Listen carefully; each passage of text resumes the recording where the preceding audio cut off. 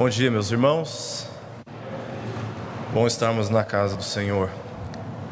Gostaria de pedir que, por favor, abram suas Bíblias comigo no Evangelho de João, capítulo 1. Evangelho de João, capítulo 1. Nós leremos do verso 1 ao verso 14, à medida que formos rapidamente explicando esse texto para nós nesta manhã. Meu objetivo é falar a respeito do nascimento de Jesus e também da sua missão. Esse período do ano é um período em que muitas igrejas e a própria sociedade focaliza toda a sua atenção para as comemorações do Natal, e as comemorações são diversas. Alguns optam em comemorar o Natal tendo em vista apenas a festa familiar. Outros resolvem fazer isso através de um culto doméstico, prestando adoração a Deus por aquilo que Ele fez através do seu Filho. Outros comemoram o Natal apenas fazendo compras, aproveitando aquela reserva que muitos recebem no final do ano. Então eles comemoram o Natal fazendo compras e trocando presentes.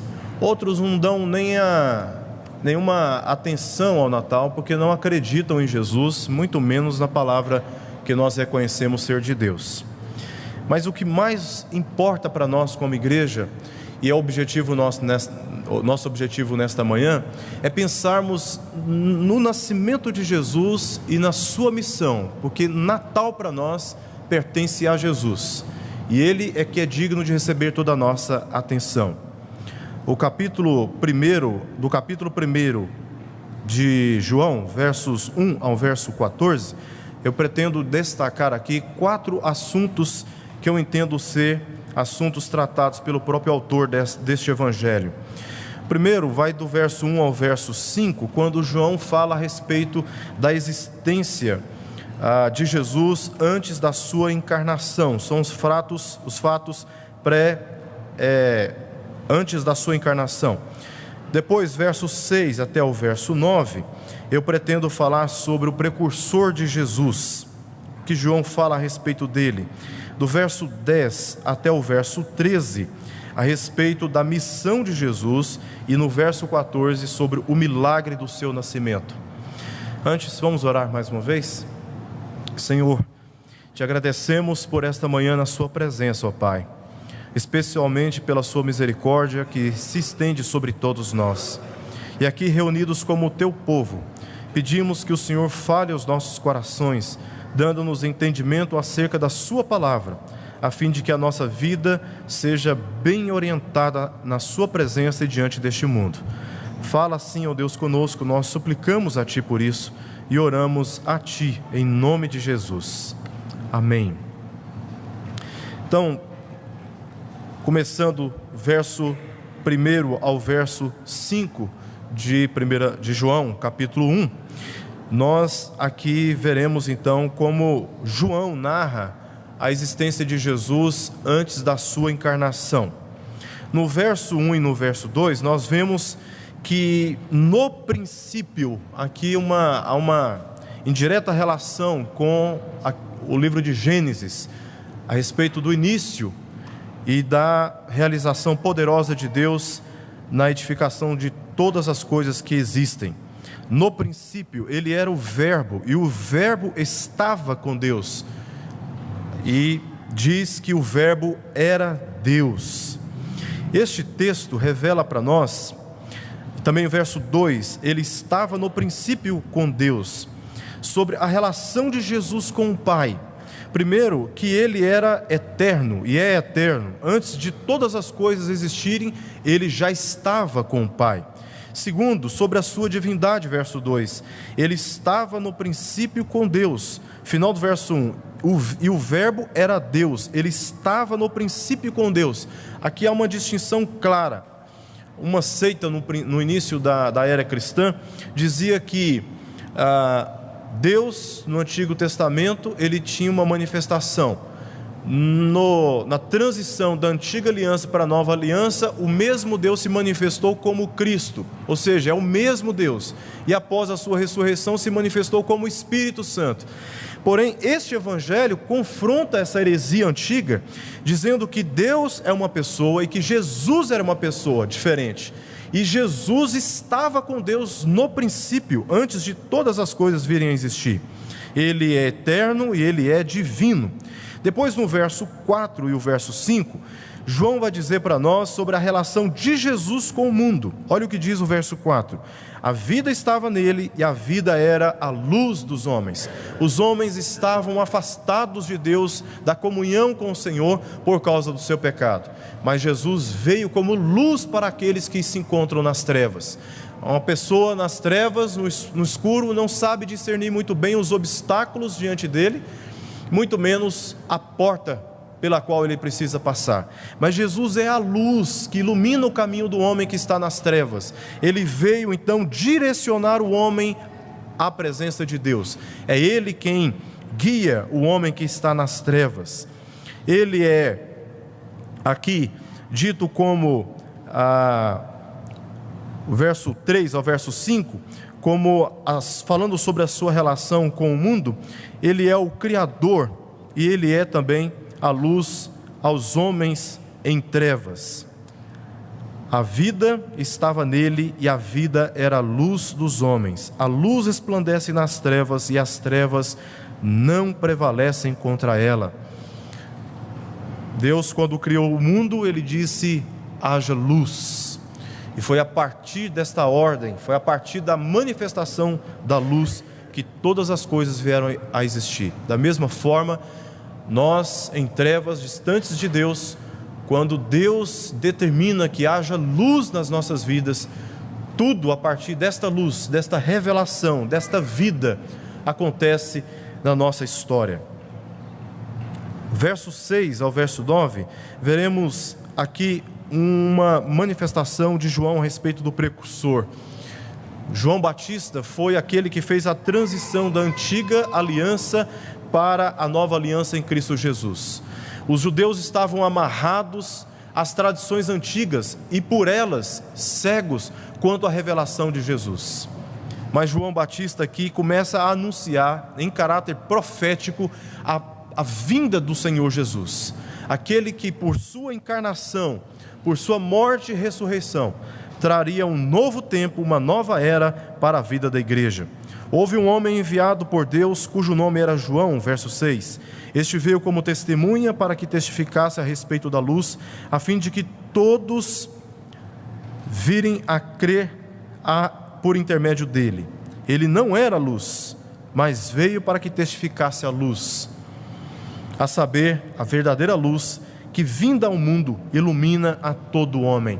Então João Batista teve esta missão de preparar o caminho de Jesus para que ele viesse e manifestasse a verdadeira luz que está acima, como dizem os versos 15 e 17 deste mesmo capítulo.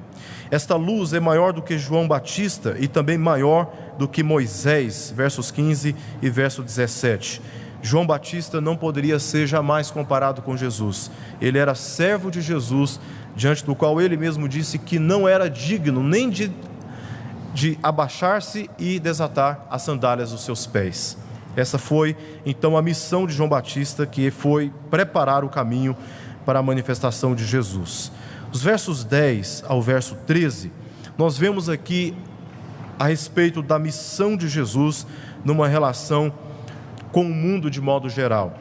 Diz o texto, no verso 10 ao verso 11, que Jesus veio para o mundo, mas o mundo não o conheceu, verso 10. Veio para o que era seu, e os seus não receberam. Uma parcela deste mundo para o qual Jesus veio, rejeitou Jesus, rejeitou a manifestação da sua missão, e não creram nele. Porém, uma parcela deste mundo, eleita, designada para Deus, destinada para a salvação, verso 12 e verso 13, aceitou a Jesus. Verso 12: Mas a todos quantos o receberam, deu-lhes o poder de serem feitos filhos de Deus, a saber, os que creem no seu nome, os quais não nasceram da carne, nem da vontade da carne, nem da vontade do homem, mas de Deus. A estes, Jesus veio e eficazmente salvou. E essa salvação, como diz o próprio testemunho do evangelista João, não foi por condição própria da carne ou uma herança de seus pais. Nós costumamos dizer que filho de crente necessariamente pode não ser crente. E este é um fato. Quantos de nós já estamos vivendo uma experiência desta ou já presenciamos uma experiência desta em que pais, com cautela, educaram seus filhos nos caminhos do Senhor, porém na fase adulta resolveram negar o caminho para o qual foram ensinados por seus pais a caminharem. Então a salvação é uma obra divina, exclusivamente na pessoa que recebe o Evangelho. Nós, os pais, fazemos um trabalho semelhante a de João Batista, preparando a criança para este caminho, para esta bênção que é a bênção da salvação. Porém, os nossos filhos, ainda que sejamos crentes vigorosos, eles não são salvos por receberem de nós a herança genética ou até pelas nossas tradições. A criança é salva pela graça e unicamente pela graça do Senhor.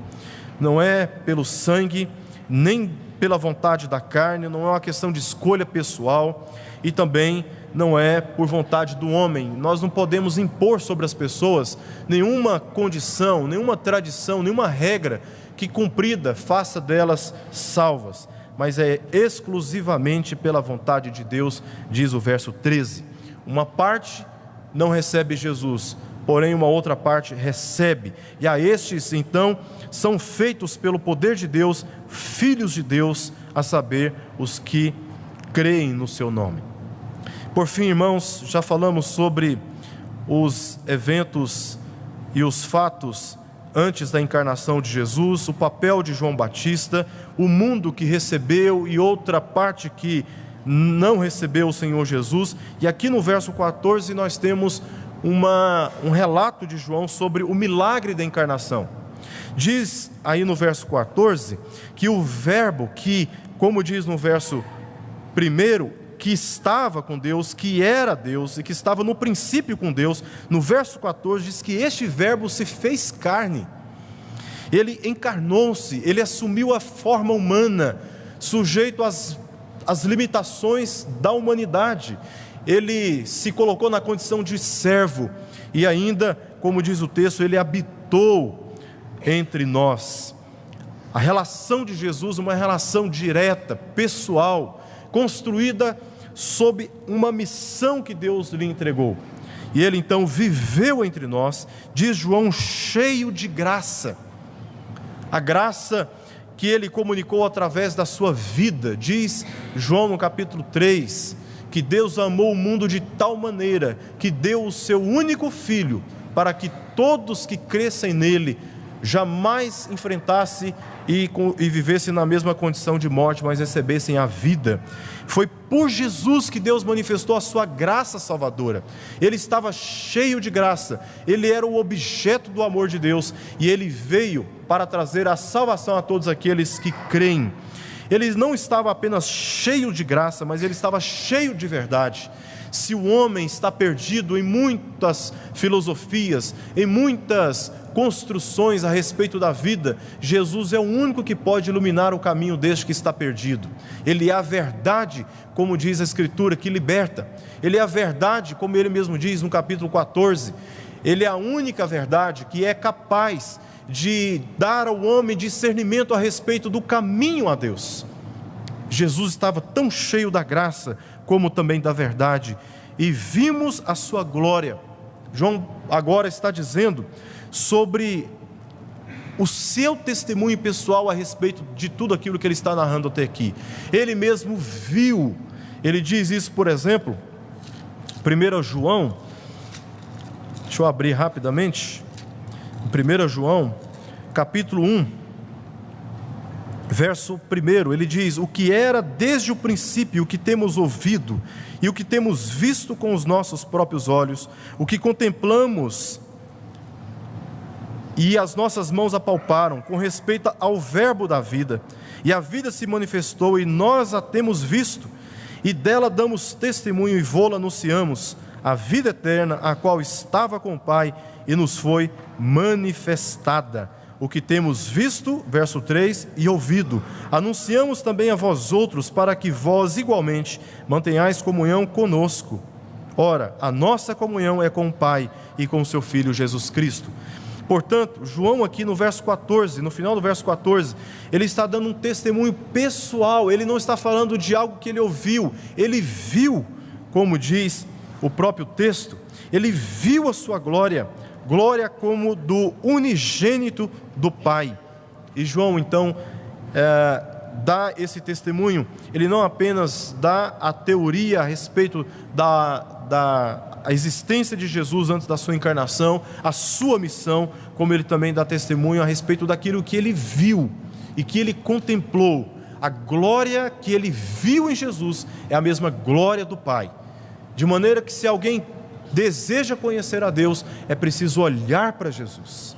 Jesus nasceu numa manjedoura, veio como um homem, com a missão de manifestar a graça do Pai, a verdade a respeito do Pai, e todos aqueles que creem em Jesus recebem poder para serem feitos filhos de Deus, e estes, portanto, são libertos das suas trevas espirituais por causa do seu pecado. O nascimento de Jesus representa para nós esperança, e a missão de Jesus representa para nós o poder de sermos libertados de todo o poder do pecado. Já não podemos mais andar escravizados por ele, porque o Senhor Jesus, no qual depositamos toda a nossa confiança, foi o instrumento usado por Deus para trazer a sua salvação a todos nós.